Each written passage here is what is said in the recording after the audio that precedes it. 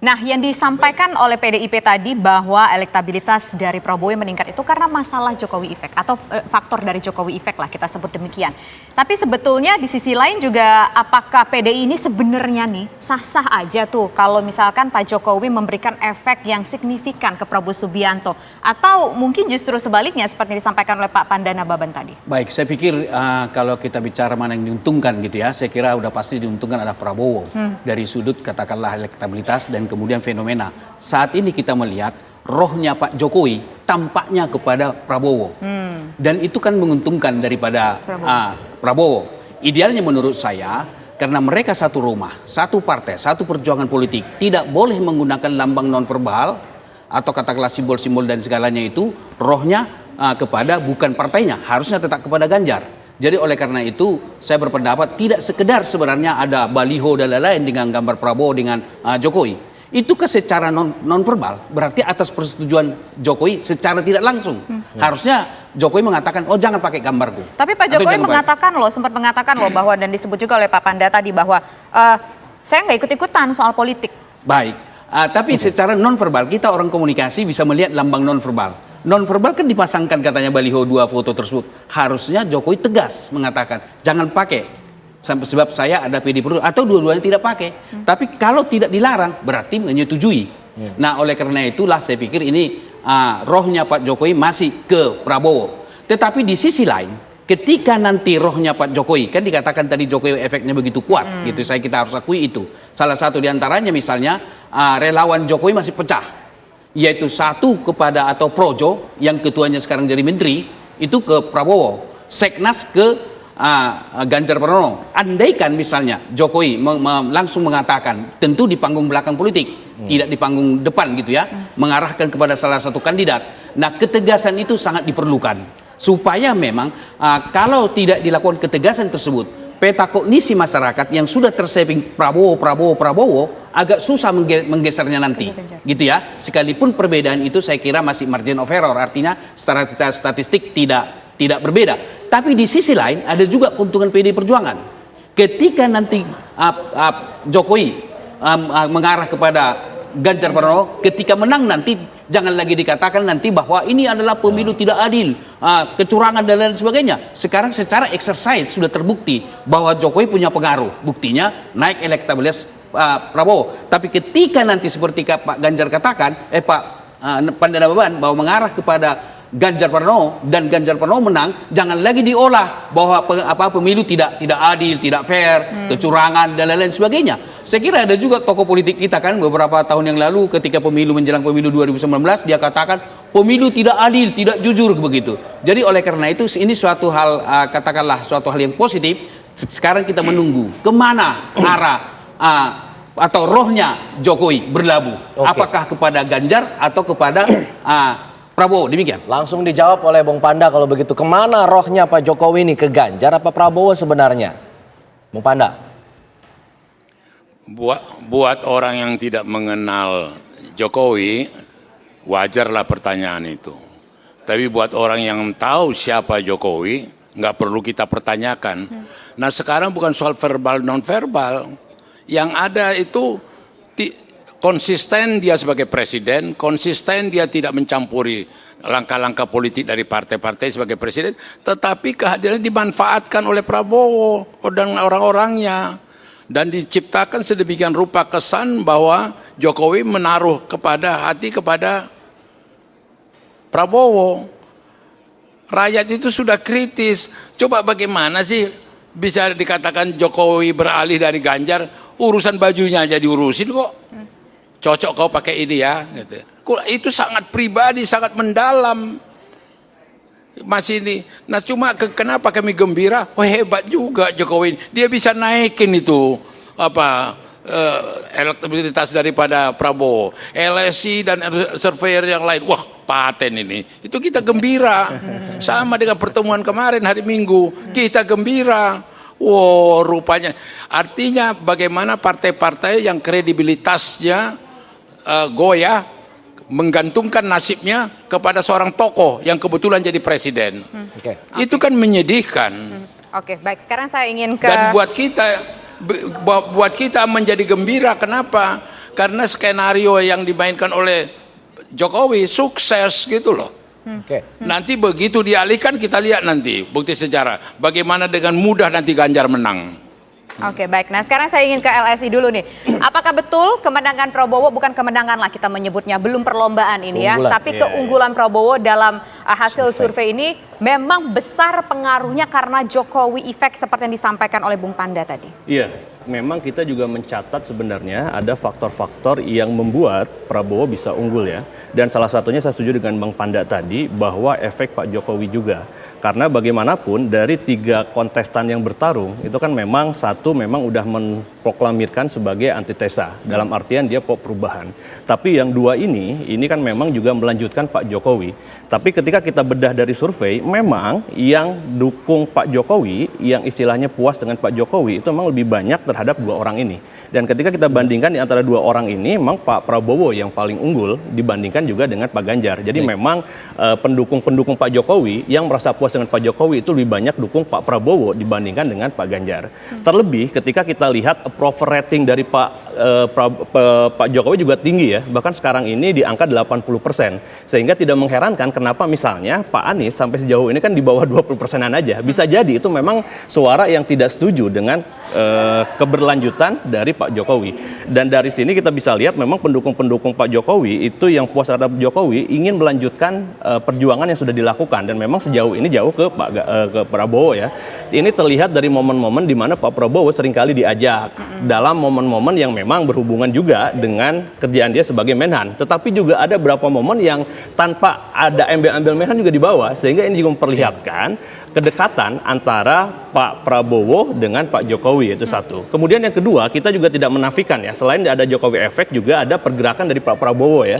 Jadi muncul juga misalnya di kabupaten-kabupaten, di beberapa kabupaten ada baliho-baliho dia juga muncul juga ya. Jadi secara popularitas unggul, kemudian juga secara isu yang dia lontarkan itu juga tepat. Isu ekonomi yang memang lagi dibutuhkan oleh masyarakat. Sehingga 2 hal inilah yang membuat Pak Prabowo itu lebih unggul. Tetapi kita juga mencatat sebenarnya keunggulan ini bukan hanya karena 2 hal ini juga, tetapi juga ada blunder yang dilakukan oleh Pak Ganjar. Sehingga kita bisa lihat dari Januari ke Mei itu kan ada penurunan drastis tuh, lumayan tinggi kan. Kita mencatat ada beberapa blunder lah. Misalnya blunder dengan sebutan petugas partai. Itu ternyata buat publik itu terlalu nggak diterima. Karena memang tidak memperlihatkan strong leader yang kuat ya ketika jadi petugas partai. Kemudian yang kedua juga Piala Dunia. Kenapa?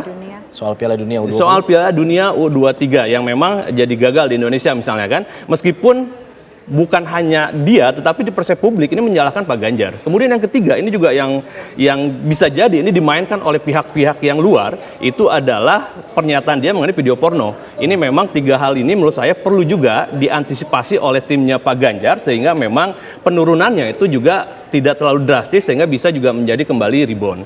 Tapi memang kita melihat bahwa per status hari ini hal yang menarik. Mengapa? Kalau kata Jimmy Carter, Pilpres itu seperti perlombaan lari maraton yang ketat. Kita tidak tahu siapa pemenangnya sampai dengan akhir. Dan setiap tahapan itu bisa berbeda-beda. Nah, inilah tahapan-tahapan yang ada. Tapi kalau lihat dari trennya seperti ini, tentu dua-duanya, tiga-tiganya ini memang perlu untuk melakukan strategi-strategi ke depannya sehingga memang bisa membalikan keadaan. Kalau bicara maraton, lari panjang, perlombaan yang masih panjang, artinya semua masih bisa berubah. Masih. Termasuk Anies yang kemudian sekarang masih di posisi 3? Baik, kalau kita bicara tentang elektabilitas, kan Anies pada posisi ketiga dan jauh sekali rentangnya 20%. Secara rasional agak sulit untuk mengejarnya. Namun demikian itu kan selalu dibuat kalau pemilihan umum saat ini.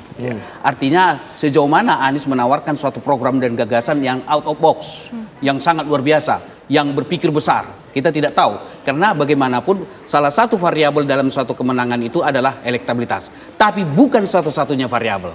Karena variabel lain adalah program. Tadi dikatakan ekonomi. Berarti masyarakat kita cenderung menyukai program yang rasional. Yaitu ekonomi itu kan rasional.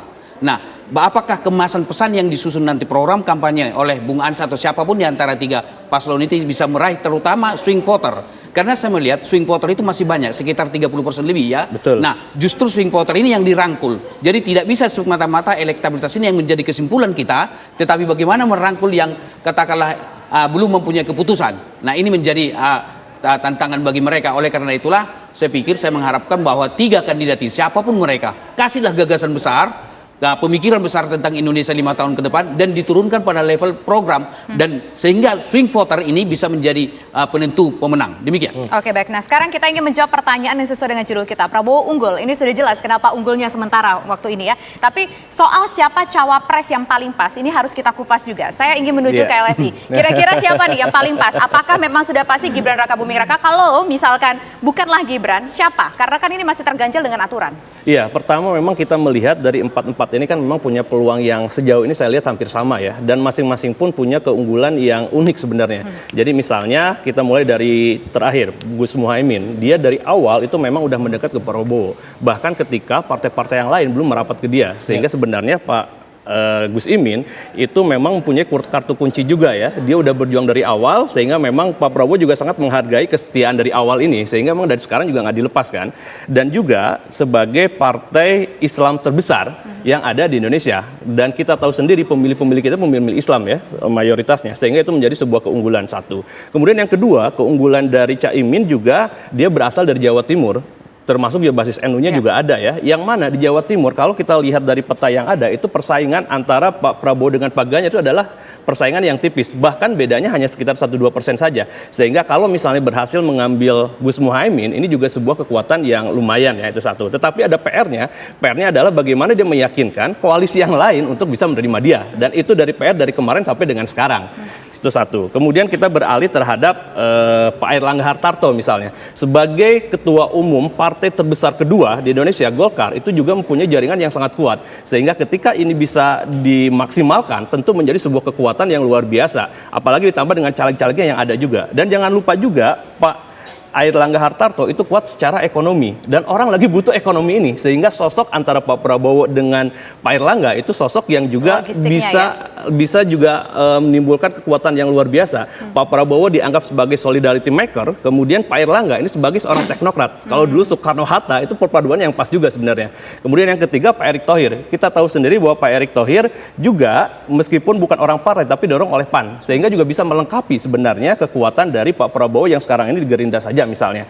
Kemudian yang kedua, Pak Erick Thohir sebagai Menteri BUMN juga seorang entrepreneur yang kita anggap sukses dan sebagainya. Sehingga di pengalaman ekonomi juga cukup membuat menarik ya. Terlebih juga jaringan kepada usaha-usaha yang ada, jaringan pada pengusaha dan juga sumber dana yang ada itu.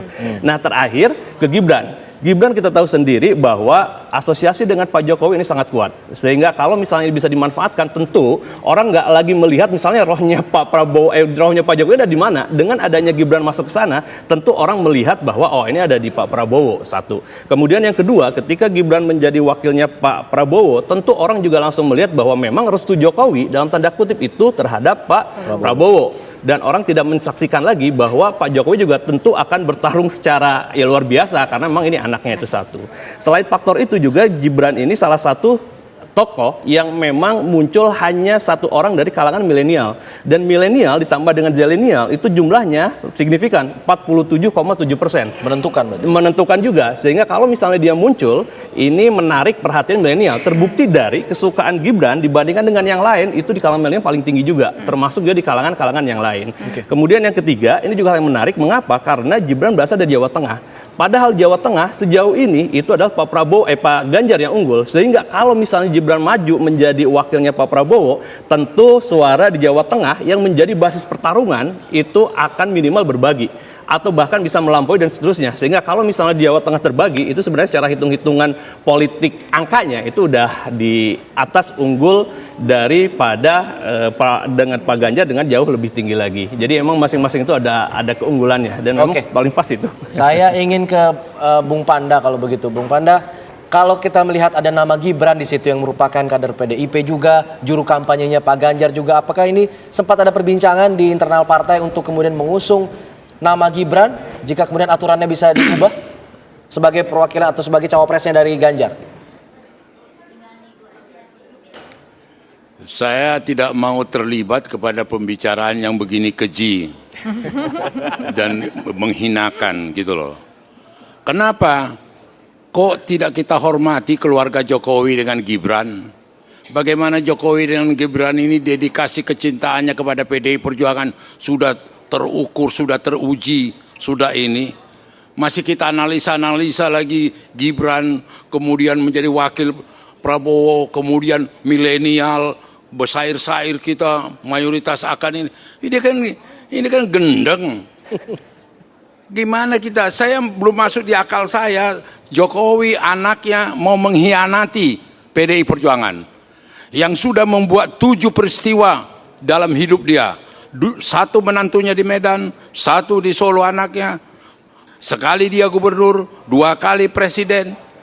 Apakah tokoh politik seperti ini kemudian bisa berkhianat berbalik karena dendam sakit hati entah apa? Bahwa saya tidak melihat 1 milimeter pun ada kemungkinan sakit hati ketersinggungan Jokowi kepada Mega. Kenapa? Karena saya 10 tahun yang lalu sudah menceritakan kepada Jokowi siapa itu Mega. Dari AZ-nya, who's who Mega.